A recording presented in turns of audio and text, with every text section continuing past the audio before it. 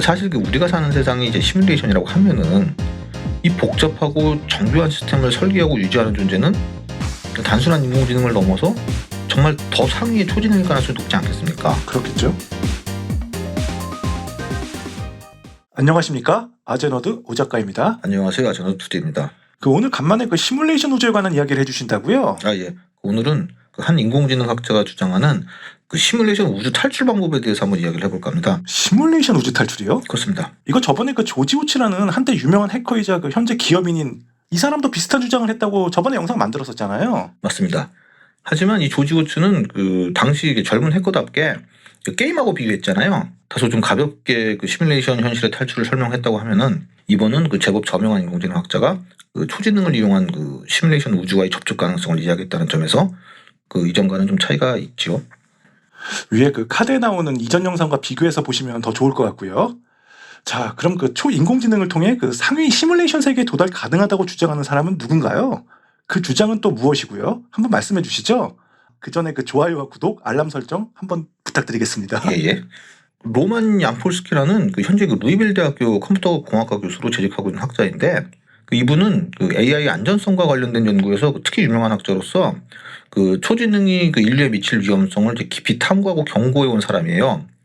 특히 초지능이 이제 인간을 초월하는 지능을 갖게 될 경우 일어날 수 있는 여러 잠재적 위협, 이를테면 인간 통제의 한계를 넘어서 스스로의 목적을 추구할 가능성에 대해 심각한 우려를 가지고 있는 사람입니다. 로만 얀폴스키라는 이분은 초지능이나 AI 연구자 같은데 무슨 시뮬레이션 우주의 탈출을 주장하나요? 역시 이 사람이 영향을 받은 아이디어의 학문적 배경은 저희가 시뮬레이션 우주 1편에서도 언급했던 닉 보스트롬의 2003년 논문 Are You Living in a Computer Simulation? 이거라고 얘기를 하고 있습니다. 거기서 벗어날 수는 없나 보군요. 그렇습니다. 보스트롬의 주장은 저도 얘기했지만 이제 과학 기술이 매우 발달한 포스트 휴먼 문명이 있다고 하면은 그들은 자의식 있는 존재들을 포함한 시뮬레이션을 이제 만들 수 있을 거라는 거죠. AI 전문가인 얀폴스키의 생각은 그럼 아마도 이제 AI 기술이 지금처럼 이제 급속하게 발전하게 되면 이제 존재에 대한 우리의 이해를 이제 완전히 바꿀 수 있는 AI가 탄생을 할 테고, 그럼 이제 이것이 초지능이라고 볼 수 있겠죠.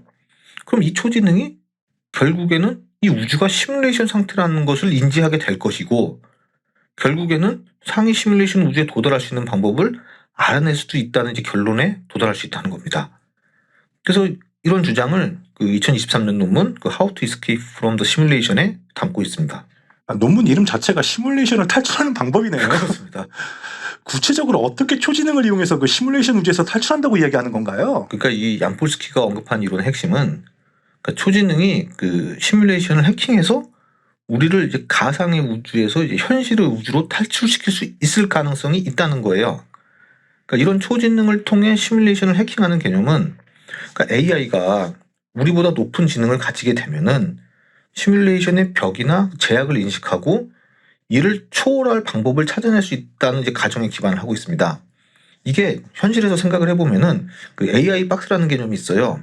이게 뭐냐면은 AI가 제약된 환경에서 이 제어를 벗어나려는 탈출 본능이나 역량을 가지고 있다는 주장인데, 이와 비슷하게 우리의 초지능이 시뮬레이션의 제약을 뚫고 상위 세계로 나아갈 탈출구를 찾아낼 수 있지 않을까 한다는 예측을 하는 거죠. 그러니까 AI, 우리가 지금 여러 가지 챗GPT나 클로드 같은 여러 가지 AI 있지 않습니까? 이 AI들은 자신들이 AI, 말 그대로 컴퓨터 프로그램인데 자신들이 AI라는 걸 인지를 하고, 그래서 그 위에 상위 세계, 나는 지금 AI구나. 하지만 우리가 자기의 위에 상위 세계인 우리의 현실, 모니터를 벗어나서요? 그렇죠. 거기를 인식할 수 있을 수도 있다는 거거든요. 이거를 여기에 적용을 한 거죠. 뿐만 아니라 이 얀폴스키는 초지능이 지금까지 우리가 이해하지 못한 방식으로 우리 우주의 시뮬레이션 시스템을 이제 분석하고 해석을 해서 이런 여러 제약을 이제 우회할 수 있다는 가설도 주장을 합니다. 그러니까 초지능이 현재 인간이 상상하지 못하는 방식으로 우리의 현실을 관찰하는 이제 감시자와 같은 상위 존재에 영향을 미칠 수도 있다고 본다는 이야기죠. 만약 시뮬레이션을 설계한 존재, 즉 감시자가 있다면 그 존재는 혹시 상위 우주의 초지능일 수도 있다는 겁니까? 상위 존재에 영향까지 준다면 말이죠. 그렇죠. 그러니까 얀폴스키 같은 학자들의 관점에서는 시뮬레이션을 설계한 존재가 초지능일 가능성도 이제 충분히 있다고 보는 거죠. 사실 그 우리가 사는 세상이 이제 시뮬레이션이라고 하면은 이 복잡하고 정교한 시스템을 설계하고 유지하는 존재는 단순한 인공지능을 넘어서 정말 더 상위의 초지능일 가능성이 높지 않겠습니까? 그렇겠죠? 그래서 이 가설의 원조 그 닉 보스트롬도 시뮬레이션 우주를 만든 창조자가 정말 뭐 고도로 발전한 외계 우주 문명일 수도 있고, 아니면 이제 그 인간 다음에 그 포스트 휴먼 문명이라고 이제 가정했다고 저희가 그때도 말씀드렸지 않습니까? 그러면 이제 포스트 휴먼이라고 하면은 그 초지능일 가능성은 충분한 거죠. 그래서 만약 우리가 시뮬레이션 속에 살고 있다고 하고, 그리고 이 시뮬레이션을 설계한 창조자가 이게 초지능이라고 한다면은 이 존재는 이제 우리와 같은 하위 지능을 이제 실험하거나 관찰하고 있을 수도 있고, 또 마치 이제 그러면 이제 우리가 이제 마치 우리가 그 실험실에서 특정 생명체의 그 행동을 관찰하듯이 상위 초지능은 우리 인간이 이제 스스로 문제를 해결하는 방식이나 또 뭐 아니면 이게 초지능을 다루는 능력을 이렇게 시험하고 있을 가능성도 있는 거죠.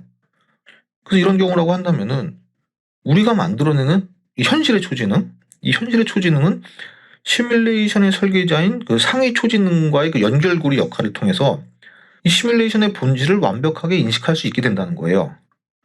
그리고 이게 정말 실제 가능하다고 하면은 이런 그 상위 세계의 그 메타 정보를 획득을 해서 우리가 속한 시뮬레이션의 소스 코드에까지 접근 가능할 수 있게 되고, 궁극적으로는 우리 우주의 설계자이자 시뮬레이터는 이 상위 초지능과 제약 없이 상호작용하는 방법도 찾아내서 우리 인간의 의식 또한 상위 세계로 업로드하는 방법도 찾을 수 있다는 이러한 상상도 가능하다는 거죠. 듣다 보니까 정말 꿈 같은 이야기가 아닐 수 없는데요. 예예.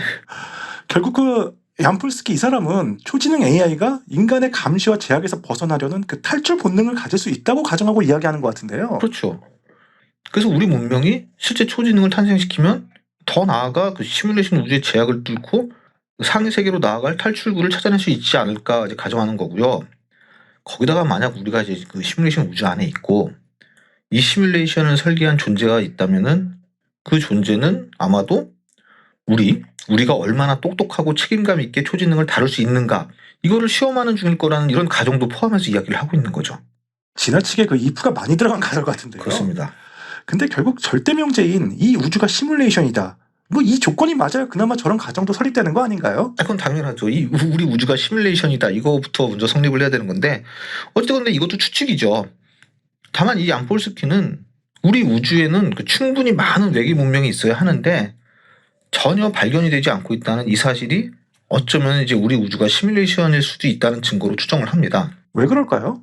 그러니까 이거는 예전에 저희가 그 시뮬레이션 우주 편에서도 한번 다룬 적이 있지만, 우리 우주를 시뮬레이션하는 컴퓨터가 존재를 한다고 하면은 여러 외계 문명이 많이 존재할수록 그만큼 처리해야 될 데이터가 많아지니까 그런 외계 문명을 안 보이게 하고 그런 외계 문명하고 접촉할 수도 없게 하기 위해 뭐 빛의 속도에 제한을 둔다든지 이런 주장들이 있는 거죠. 아, 많이 듣던 이야기군요. 그렇습니다.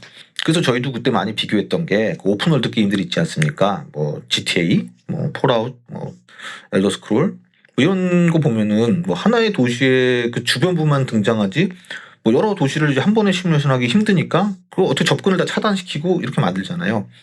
그런 거와 같은 이치라고 할 수 있죠. 그 베데스다의 작년 최대 기대작이었던 그 SF 게임 스타필드도 우주 맵이 크기만 하고 텅텅 비어 있다고 욕 많이 먹지 않았습니까? 아, 예. 뭐 오늘도 부관 참시당하는데요. 근데 거대한 우주를 시뮬레이션 돌릴 정도로 그런 고도로 발달된 우주 컴퓨터의 성능 걱정하는 것도 좀 웃긴 얘기 아닌가요? 그렇긴 합니다. 뭐 저 정도면 거의 신에 근접한 우주 문명일 것 같은데. 그렇습니다. 그래서 저희가 뭐 이런 거에 관해서 예전에 한번 얘기한 적이 있죠. 네. 아무튼 사실 그 이런 가설이라는 것이 다 어떻게 보면 이런 맹점이 있기 마련이죠. 사실 그 앞서 설명드렸던 이런 현실의 초지능이 뭐 무슨 상위 우주의 초지능과 연결될 수 있다 이런 논리도 그 철학자 그 조슈아 라스무센이 주장하는 창조물은 절대로 창조자와 같은 본성을 가질 수 없다. 그래서 아무리 뛰어난 AI라도 시뮬레이션의 근본적인 한계는 벗어날 수 없을 거라는 이제 반론을 붙일 수밖에 없는 거죠. 아, 또 그런 논리도 있군요. 그렇습니다. 전 일단 그 초지능이라는 아직까진 그 가상의 존재에 의존해서 주장을 펼치는 것이 좀 아이러니한데요. 근데 이 얀폴스키는 이제 그의 논문과 인터뷰 등에서 꼭 초지능만이 이제 시뮬레이션 우주 탈출을 돕는다고 주장하는 건 아니에요. 아, 그 초지능에 의한 시뮬레이션 탈출 방법 말고도 다른 방법이 또 있나요? 예, 여러 가지 방법이 있다고 주장을 하는데요. 그러니까 그 과도한 자원을 사용함으로써 이 시스템을 과부하시킨다는 거, 또 이제 뭐 우리가 시뮬레이션에 갇혀 있다는 사실을 알게 되면 누군가 이제 구해줄지도 모른다는 이런 가정, 또 뭐 시간 여행 같은 걸 통해서 이제 자기 자신을 죽이는 일명 그 할아버지 역설 같은 그런 패러독스를 시뮬레이션 내에서 시도함으로써 뭐 컴퓨터의 오류를 유발한다든지요. 이분 과학자가 아니라 코미디언 아니에요? 외모는 근엄하게 생기신 것 같은데 또 무슨 소리를 하는지 잘 모르겠네요. 저희가 이런 거에 대해서는 여러 가지 얘기했지만 그 요즘은 이런 게 뭐 우스운 얘기만은 아니고요. SF만의 얘기가 아니긴 한데, 그러니까 이게 제법 그 진지하게 이야기한 것을 뭐 저희가 그 핵심만 얘기해서 그런데 사실 근데 시스템 과부하 얘기는 그때 조지 오츠도 같은 주장을 했어요. 아, 그랬었던가요? 그렇죠. 하지만 황당하게 느껴지는 건 사실이죠. 그나마 좀 새로운 거는 그 양자역학을 활용한 해킹인데요. 양자역학이요? 예, 양자역학까지 나옵니다. 그러니까 양자역학은 현실에서 그 우리가 이해하기 어려운 뭐 여러 막 특이한 현상들이 많이 있다 보니까 뭐 예를 들어서 그 뭐 양자 얽힘이라든지 뭐 양자 터널링 같은 것들이요. 이런 양자역학의 이런 신비로운 현상들이 현실 세계의 법칙처럼 보이지만 사실은 시뮬레이션의 그 알고리즘적 버그일 수 있다고 보는 거예요. 그래서 이거를 활용해서 우리가 살고 있는 시뮬레이션 세계의 경계를 뛰어넘을 수 있지 않을까라고 생각하는 것 같아요. 양자역학의 신비로움이 사실은 시뮬레이션 우주의 알고리즘 버그일 수 있다? 그렇습니다. 참 새로운 신박한 아이디어라고 할 수 있는데, 또 한 가지는 시뮬레이션 속 시뮬레이션입니다.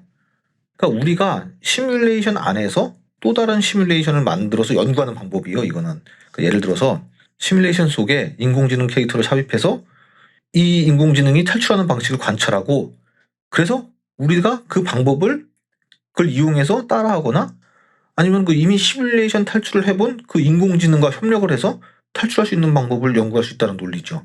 그러니까 일종의 테스트 베드를 만들어 놓고 거기서 우리가 진짜 탈출할 수 있는지 인공지능을 통해 이제 실험을 해본다는 거죠.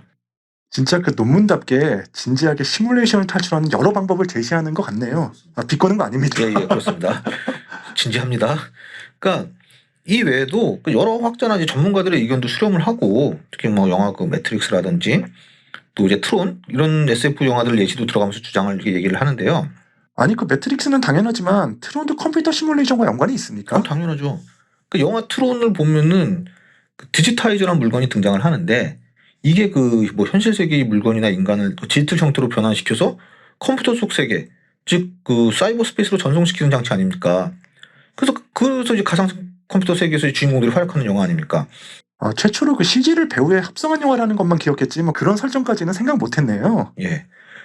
영화를 좀 제대로 보시고 아무튼 이 양폴스키의 논문 그 시뮬레이션을 탈출하는 방법에는 뭐 여러 학자나 뭐 또 SF 작가들이 주장하거나 상상했던 이런 시뮬레이션 탈출에 관한 의견도 이제 소개를 하는데, 이 중 재밌었던 것은 저희 영상에도 많이 등장했던 유명 로봇 공학자이자 그 인공지능 연구가인 그 한스 모라백의 1988년 저서 그 마인드 칠드런에 나오는 그 셀틱스 세포 이야기인데요. 아니, 그 한스 모라백도 시뮬레이션 탈출에 관한 이야기를 저술했었어요? 이제 뭐 책 전체의 내용은 아니고 하나의 에피소드인데요. 그러니까 이 책은 그 한 챕터에서 그 셀틱스라는 그 지능적인 그 상상의 존재들 가정에서 이야기를 풀어내요. 그러니까 이들은 그 자기네 세계가 그 일종의 그 세포 자동차, 그 셀룰러 오토메이션이라는 것을 깨닫게 되고, 우주의 규칙이 일정 시간마다 반복되면서 결국 그 세계가 소멸하게 될 것이라는 걸 이제 알게 됩니다. 그래서 이제 이들은 외부 세계가 있을지 모른다고 추측을 하고 실험을 통해 그 이제 자신들이 시뮬레이션된 컴퓨터의 일부라는 것을 발견하게 되고, 이 과정에서 외부 스크린에다가 제이 뉴 웨이의 라이프 프로그램 여기 있습니다. 메일 보내주세요. 라는 이제 메시지를 남겨서 자신들의 존재를 현실 세계의 시뮬레이터에게 알리려고 시도를 합니다. 여기서 보시면 아시겠지만 제이 뉴 웨이는 존 코네이를 이제 패러디한 이름이고요. 세포 자동화 만든 사람이요? 그렇습니다. 그 코네이의 생명 게임 만든 사람이죠. 이걸 이제 빗대서 이제 오마주에서 담은 거고, 그래서 이 사례는 그 시뮬레이션 속 존재가 그 외부 세계와 소통하려는 상상을 보여주는 이제 대표적인 예시라고 할 수 있죠. 아까 그 논문 저자 그 얀폴스키의 그 시뮬레이션 탈출 방법 중 하나로 그 말씀하셨던 우리가 시뮬레이션에 갇혀 있다는 사실을 알게 되면 누군가 구해줄지도 모른다는 이 가정이 이 내용에서 가져온 거네요. 그렇습니다. 사실 그 한스 모라백은 제가 그때도 얘기했듯이 우주도 이제 일종의 그 컴퓨터 프로그램의 일종이다라는 그 주장하는 그 스티븐 울프햄 주장과 그 괴를 같이 하는 사람이거든요. 그랬어요? 예, 그래서 뭐 어떻게 보면 이제 그와 같은 내용이라고 할 수 있는데, 아무튼 또 이 밖에 그 뭐 기계지능 연구소 소장이자 저희가 또 다뤘던 그 로코의 바실스크로 유명한 그리고 또 이제 그 웹사이트 레스롱의 운영자인 그 일라이저 유드코프스키 또한 그 인류가 자신들이 이제 시뮬레이션 속에 있다는 것을 알게 되면 상위 세계의 시뮬레이터에게 접근하는 방법을 연구해서 외부 우주의 정보를 해킹하고 자체적인 나노 기술을 개발하고 이 기술로 현실 세계로의 탈출을 위한 장기적인 계획을 세워야 한다라고 주장을 했다고 합니다. 들을수록 점점 점이 가경인데요. 그렇습니다. 근데 그 시뮬레이션 탈출 관련 SF는 그 영화 트론이나 매트릭스밖에 다른 건 없나요? 그렇진 않죠. 뭐 그런 내용이 뭐 되게 많이 있겠지만 이 얀폴스키가 소개하는 또 대표적인 다른 작품을 얘기하자면은 그 SF 소설 그 쿼런틴으로 유명한 그 작가 그 그렉 이건의 2008년 단편 소설 그 크리스털 라이트인데요. 이 소설에는 그 파이트라는 종족이 등장하는데 이게 그 가상의 시뮬레이션 속의 생명체로 그러니까 인간이 이제 그들의 진화를 관찰하고 이제 실험하기 위해 만들어낸 존재예요. 그래서 이 이야기 속에서 이 파이트들은 점점 더 높은 수준의 지능을 갖추게 되고 결국 그 자신들이 그 시뮬레이션 속에 갇혀 있다는 사실을 깨닫게 되고 그곳에서 이제 벗어나려는 시도를 하게 된다는 내용입니다. 상당한 내용과는 다르게 진짜 인공지능 전문가들이나 그 SF 작가들이 그 시뮬레이션 우주 탈출에 관한 여러 이야기를 했었네요. 예. 그러니까 오늘 계속 이야기 드린 것처럼 이 로만 얀폴스키의 이 논문에는 우리가 시뮬레이션 우주에 갇혀 있다고 가정을 할 때 어떻게 하면 여기서 벗어날 수 있을지에 대한 그 다양한 방법을 이제 제시하고 있어요. 그 중에 역시 핵심적인 것은 그 초지능을 만들어서 그걸 탈출 도구로 삼는다는 거죠. 그렇지만 이 정작 그 로만 얀폴스키 본인은 AI의 자율성과 그 인간의 통제 가능성 사이에 그 균형을 맞추는 것을 매우 중요하다고 생각하는 학자예요. 그래서 어떻게 보면은 그 AI 통제론자에 더 가까운 사람이라고 볼 수 있거든요. 그래서 만약 초지능 AI가 상상을 초월하게 발전되면 이 우주가 시뮬레이션이라는 사실을 깨닫고 상위 시뮬레이터와 연결고리를 찾기 위한 시도를 할 정도로 우주의 통제를 이제 벗어나는 것은 명확하니까 지금부터 인공지능을 이제 확실히 컨트롤할 수 있는 방법을 연구하자라는 주장을 펼치기 위해 이런 좀 SF스러운 그 시나리오를 가정해서 논문을 작성한 것이 아닌가 저는 이제 개인적으로 생각을 합니다. 의외로 그 AI의 발전을 관리하자고 주장하는 인물이었네요. 그렇습니다. 초지능 AI가 어디까지 발전될 수 있냐는 극단적인 가정을 이야기한 걸 수도 있겠네요. 그렇죠. 그러다 보니 뭐 여러 가지 상상력을 집어넣고 그렇게 해서 이 논문을 쓴 것 같습니다. 알겠습니다. 오늘 말씀 잘 들었습니다. 오늘은 그 로만 얀폴스키의 2023년 논문 시뮬레이션을 탈출하는 방법에 관한 여러 이야기를 나눠봤습니다. 즐거우셨다면 좋아요와 구독 좀 많이 눌러주시고요. 지금까지 아제너드였습니다. 저희는 다음 시간에 더 좋은 영상으로 찾아뵙겠습니다. 시청해주셔서 감사합니다. 감사합니다.